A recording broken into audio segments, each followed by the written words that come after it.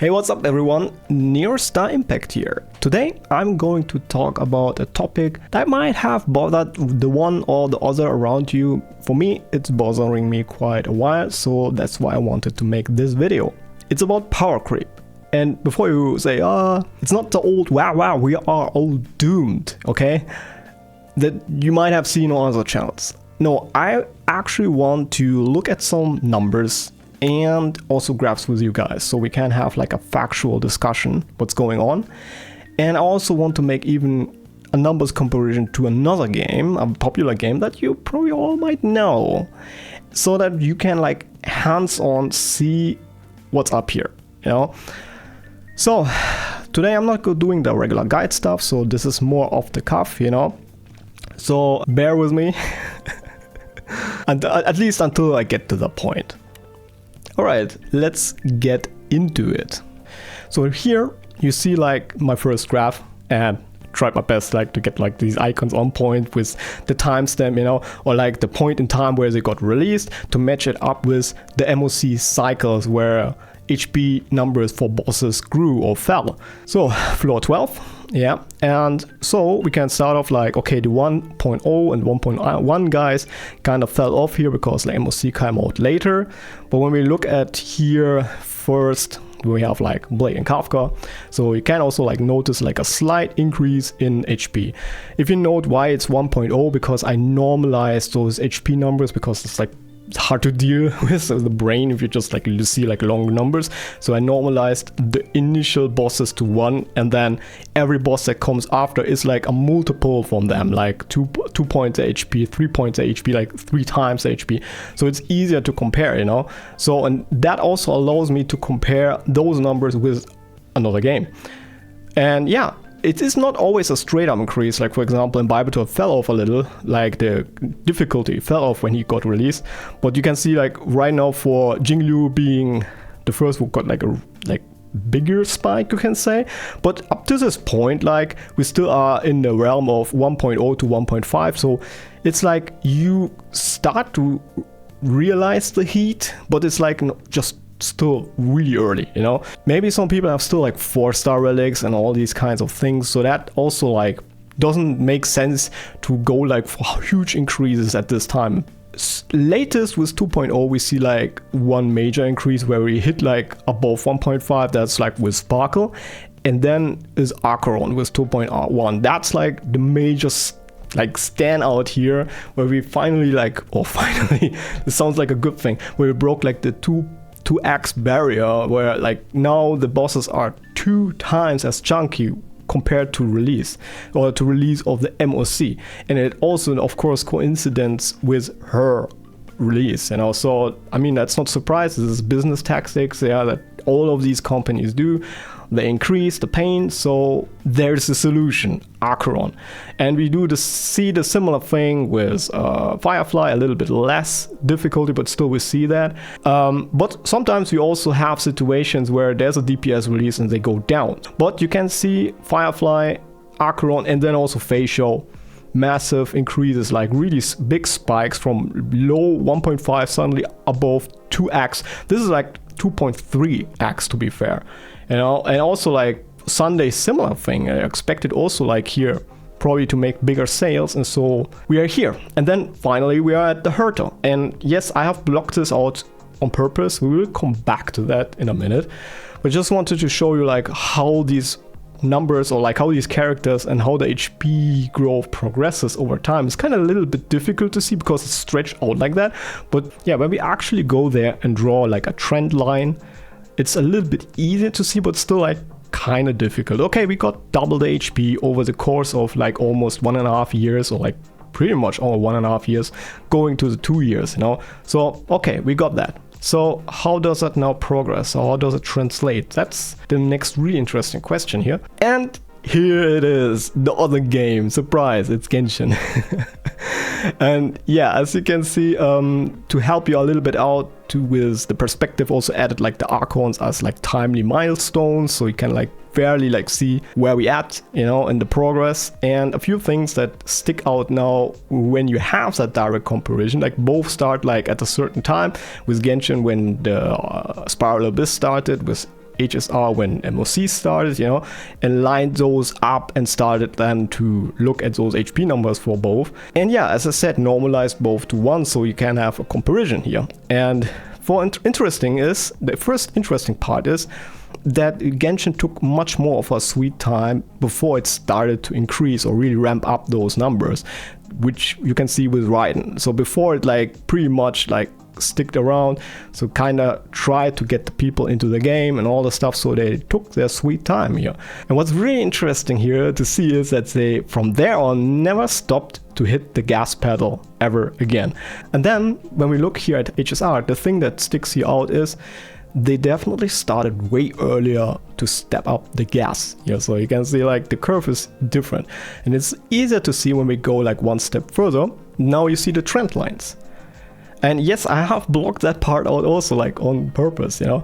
So we'll come back to that like in a minute. But when you look at the trend slides, when you now look at the trend lines, now it's apparent, much more apparent, how significantly faster HSR is progressing in terms of like difficulty compared to Genshin.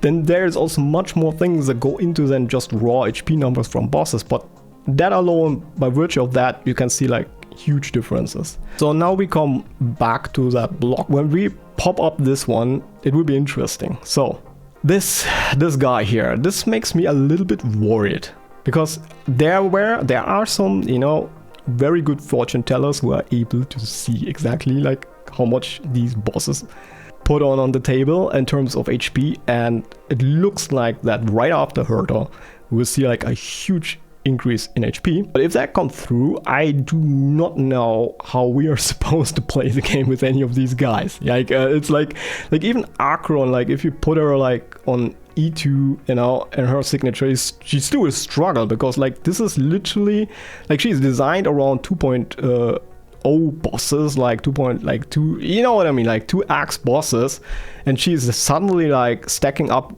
against 4x and more. If that goes through, I really wonder what's going on in Hoyo versus Hat, and I'm really worried.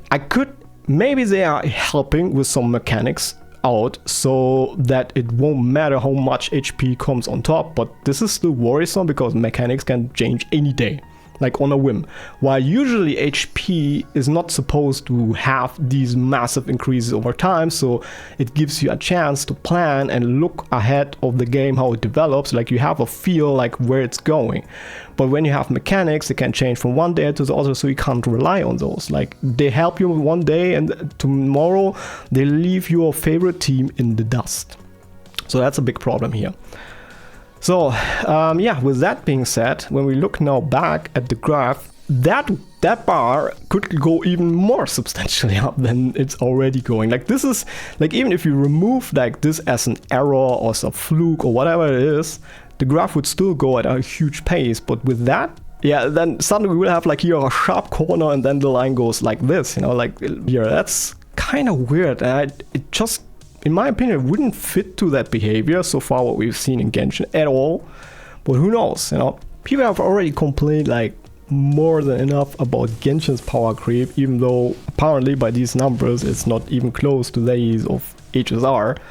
But yeah, everybody remembers when like Ganyu was like the hype of the day, or like the hype of that time, and then she kind of fell off and then for a long time really disappeared, you know. Hu Tao fared better, but she still like saw the tooth of time gnawing on her. But the good thing for Genshin is, which kind of makes it bounce back, is indirect buffs. For Ganyu, for example, we have Mawiko. Huge upgrade just in recent time. In the past we had Nahida also helping her a little bit out with, you know, burning. So that was also an option to get her like a little bit back, but Mawiko is certainly the bigger upgrade. Then we have Hu Tao, who's massively upgraded first through double hydro, especially with the introduction of Farina, and then later on even with Xilon here in Natlan. So constantly you see characters getting in Genshin indirect buffs, so they kind of keep being relevant. But when we now look at the HR side of things, it's kind of looking a little bit dimmer, you know. So okay, for Seele, you could have argued, okay, we have Robin who can help her, you can go with Sparkle, Sunday, like there are quite a few guys who actually helped her, so she got better off. She's still like struggling, but at least has that. Blade, there's certainly up to this day nothing that really helps him out. Like, he got left into the dust. And when we look at Kafka or like DOT in general, it's also like an archetype that people really love about this game, but it's also like missing a lot of love from HSR right now, or from the devs. So that's also like a huge problem. Like, they are really cool characters, especially when you have like the Kafka Black Swan duo, but yeah, they just don't receive the love anymore. Like, it's one and done. Like, they release a certain archetype, they give them the love, and then suddenly they forgot about their existence, and then they move on, and then it's only about the next hot thing, which is, I think, really sad, because like, people who want to stick around, invest more, just can't, you know. Like, at certain points these characters just can't perform unless you're willing to do like some crazy hyper investments or whatever, you know, like these kinds of things. But still like really hard to keep them around when we get constantly like new archetypes or characters shoved to just do the job better for way less effort. You know, and then you have these funny guys like in Genshin. To this very day, you can still rely on these 3 guys to clear content. These 4 stars are incredibly busted, and we're kind of missing something similar for HSR.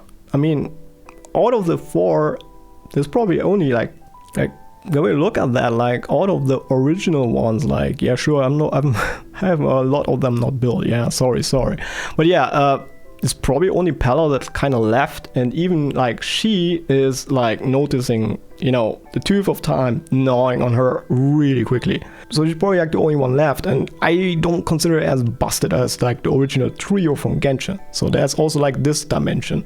It's even so funny that even like very, I would say, niche and like kind of hidden characters like Noelle, like she got trashed on like so much early on, and somehow like she kept just getting stronger and stronger and stronger and stronger, and she's like what would be an HSR a throwaway 4-star being like good for like maybe a week, here is like just constantly getting better from indirect buffs. There are just a lot of 4-stars who just bit the dust over time, but that the existence that there are even some who can pull it off and stay relevant for such a long time, or even get more relevancy over time, that is kind of interesting. And yeah, I don't see that in HSR happening here. So with all that being said, how long can we even consider like the half-life or shelf life of a DPS at E0? When we go here back to this graph and think, okay, how long would our DPS survive?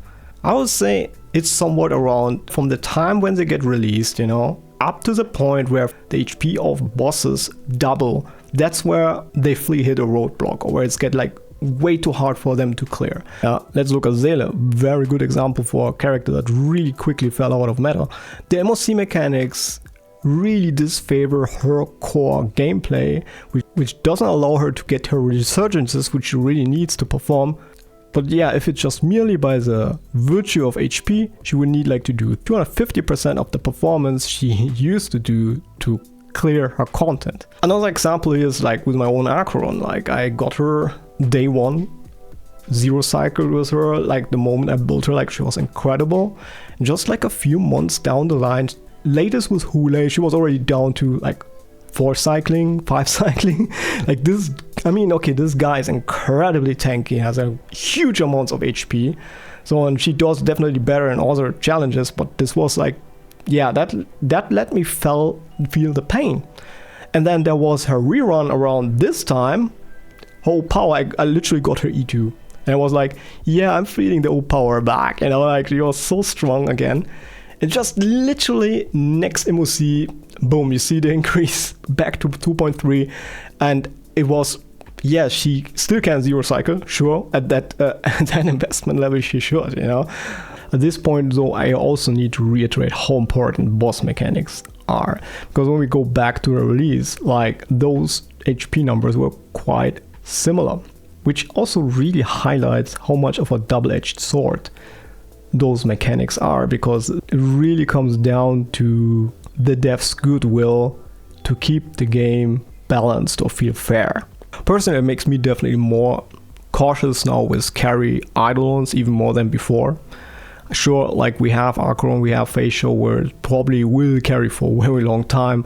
let me know how you getting along with the power creep. I mean, it's there, it's a fact, but do we get along or not? That's what I actually want to know. Yeah, let me know what you think about that. So this has been your Star Impact. Have a good one. Peace.